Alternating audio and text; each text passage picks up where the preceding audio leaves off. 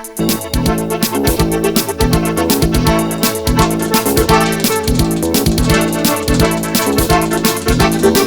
zanımıza onun işten açık oldu. Toylaştı. Eğitsen baktı ol şeyin, toy mutlu oldu.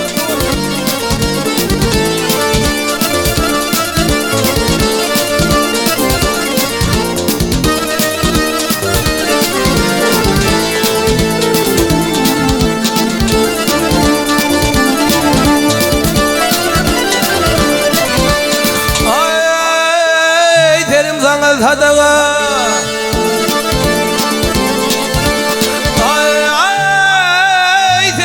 Sadağı sallanay ber dilver göğsümge kubul vurunun umayın var dilver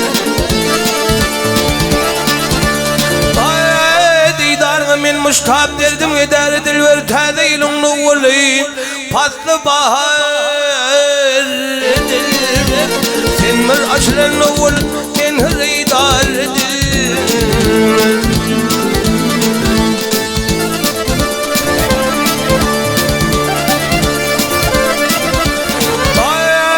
danışta kılvat yedi dillerin acayip denek tane dökülün pellerine acayip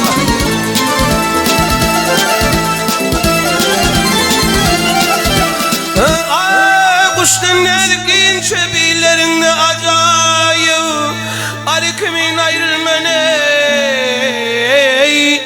balhane acayip senin bedan vermen bağın en uğurludur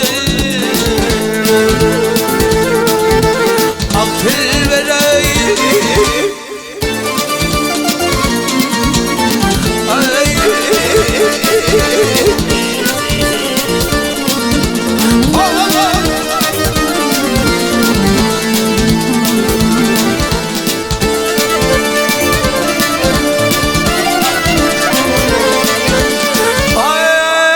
aşıklarının adet oyun bilen bağlıdır uyku kine yeteler kerişmeyon adedir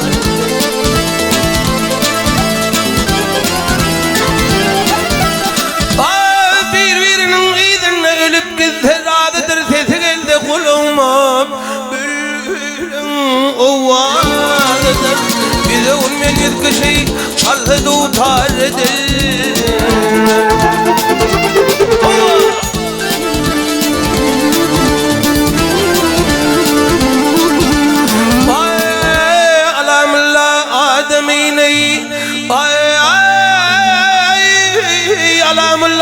ademini ağzını patılır merek meydanına belli Vietnam yeteler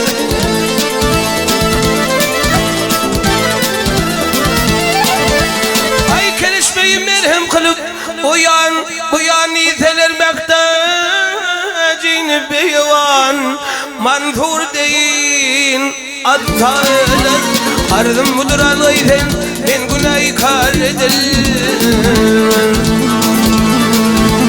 akıl ve raha gelir